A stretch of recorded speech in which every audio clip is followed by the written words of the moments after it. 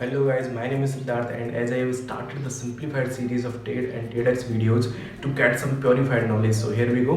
और जो आज का हमारा टॉपिक है that is something different और वो है how to fix your broken heart. अपने टूटे दिल को कैसे संभालें, कैसे फिक्स करें. एंड जनरली क्या होता है कि जो टेड की वीडियोस होती हैं उनमें एक स्पीकर होता है और एक अपनी प्रॉब्लम शेयर करता है, पहले उसका बेस्ट सा सोल्यूशन प्रोवाइड करवाता है. और टेड ने इस टॉपिक पे बहुत सारी टॉक करवाई है, लेकिन मुझे नहीं लगता कोई एक सिंगल इंसान इस प्रॉब्लम का प्रॉपर सोल्यूशन दे पाया. सो मैंने सारी टॉक्स को एनालाइज किया, उसके बाद जाके कुछ अच्छा सा निकल के आया और वो आज शेयर होगा.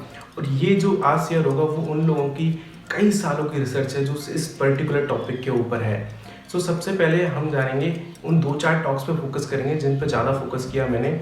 और जो हमारे जो पहले स्पीकर हैं वो है टेड स्पीकर, इनका नाम है काय विंच.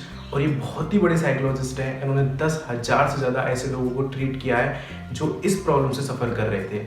और जो दूसरे हमारे हैं स्पीकर हैं वो हैं सुंदर जौहर, और इन्होंने एक कार्डियोलॉजिस्ट हैं और इन्होंने भी इस प्रॉब्लम में बहुत ही योगदान रहा है इनका. इन्होंने इमोशंस के ऊपर बहुत ही अच्छे से स्टडी करी है. और जो हमारे तीसरे स्पीकर हैं वो है एंटोनियो लियोन, और ये एक साइकोलॉजिस्ट हैं और एक डायरेक्टर हैं एक इमोशन चेंज लैब के. सो इन्होंने भी इस प्रॉब्लम के ऊपर कई सालों से रिसर्च करी है. सो इन सब की रिसर्च को आज शेयर करते हैं. सो सबसे पहले अपन जानते हैं कि हार्ट ब्रेक किन किन कारणों से हो सकता है. तो सबसे पहला हो सकता है कि किसी इंसान के दूर जाने से हो सकता है. दूसरा है किसी जानवर की जिससे बहुत ज़्यादा लगाव हो के दूर जाने से भी हो सकता है. या तीसरा किसी चीज़ के दूर जाने से भी हो सकता है. एंड जो मोस्ट फेमस लिस्टेड है वो है किसी इंसान का दूर जाना, और उसी पर सब बात कर रहे होते हैं, उसी पर हम बात करेंगे. तो सबसे पहली चीज़ है इस टॉक पर जाने से पहले हम सबसे पहले जानने की कोशिश करेंगे इन 2 वर्ड्स के ऊपर, जिनमें इन सारी टॉक्स में ये 2 वर्ड्स बड़े काम में आए. इन पर ही सबसे ज़्यादा फोकस किया गया. और जो पहला है वो है थॉट और दूसरा है दैट इज़ इमोशन. सो सबसे पहले इनको समझने की कोशिश करते हैं. For example, if you are a boy and you see a girl that is very beautiful, very attractive, and a thought comes into your mind that wow she is very beautiful and all. और ये thought आपके दिमाग में तब तक रहता है तब तक वो वहाँ पे है. उसके जाने के बाद कुछ टाइम तक ही आपके दिमाग में वो थॉट रहेगा. उसके बाद आप नॉर्मल हो जाते हो एंड यू फॉरगेट दैट. अब क्या होता है, आप दूसरा केस लीजिए. अब आप उससे बार बार मिल रहे हो, बार बार देख रहे हो, you see that girl again and again, और आप अब फ्रेंड बन चुके हो. And now you have come in relationship. Sir आप रिलेशनशिप में भी आ चुके हो. अब क्या होगा, आप माइंड के लेवल पर चेक करिए कि हो क्या रहा है एक्चुअली. आपको जो पहले थॉट था उस टाइप के हज़ारों लाखों थॉट ऐड होते चले गए और अब अच्छे से पैटर्न बन गए हैं. और वो पैटर्न अब आपकी फीलिंग्स को ट्रिगर कर रहे हैं एंड दैट इज़ इमोशन. सो होता क्या है, अब आप रिलेशनशिप में आ गए. अब यहाँ पे आप कई सारी चीज़ें इन्वेस्ट कर रहे होते हो. आप अपना टाइम इन्वेस्ट कर रहे हो, आप अपना माइंड इन्वेस्ट कर रहे हो, आप अपनी बॉडी भी इन्वेस्ट कर रहे होते हो.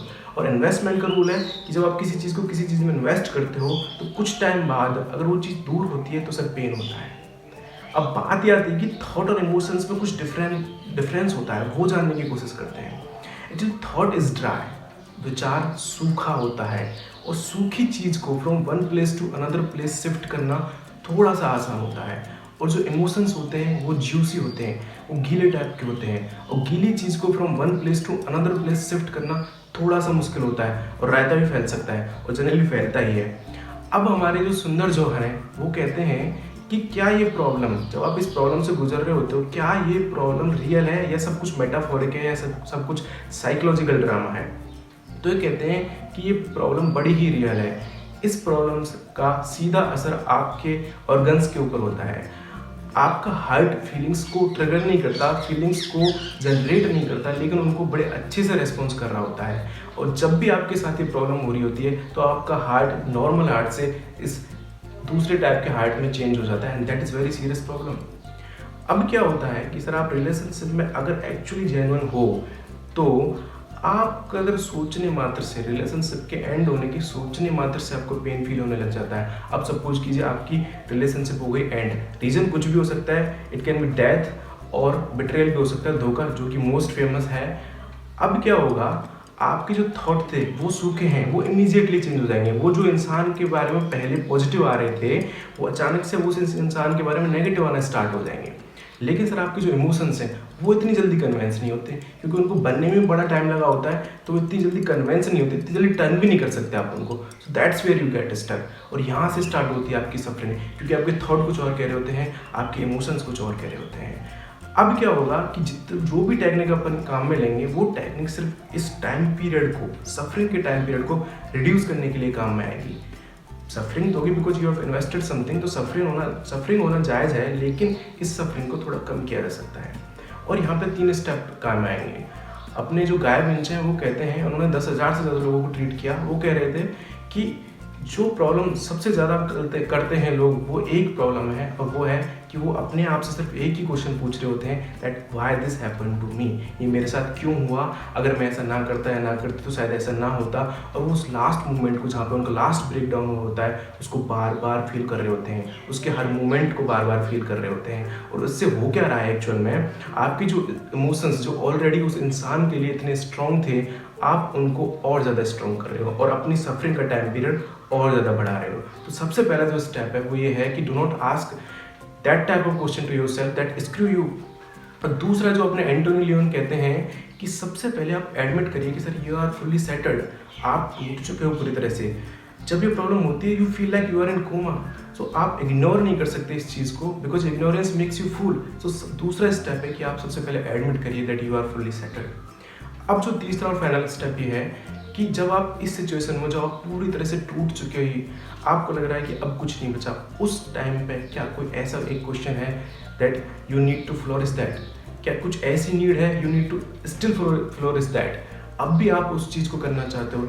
अब ये आंसर कुछ भी हो सकता है, आपके पीछे किसी की रेस्पॉन्सिबिलिटी हो सकती है, आपका पैशन हो सकता है, कुछ भी हो सकता है, लेकिन वो लास्ट क्वेश्चन आप अपने आप से पूछिए कि इतना सब कुछ होने के बाद भी क्या कुछ ऐसा बचा है जो मुझे करना है।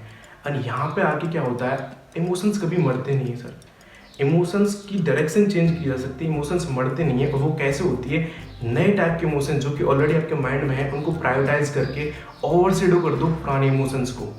और यहाँ से क्या होता है कि जब पुराने इमोशंस ओवरशेडो हो जाते हैं, तो नए टाइप के इमोशंस को आप प्रायोरिटाइज कर देते हो, तब यहाँ पे आके आपकी सफरिंग होती है खत्म। And that are the 3 steps. So इस वीडियो में इतना ही, फिर आगे नेक्स्ट वीडियो लेके आते हैं। Thank you.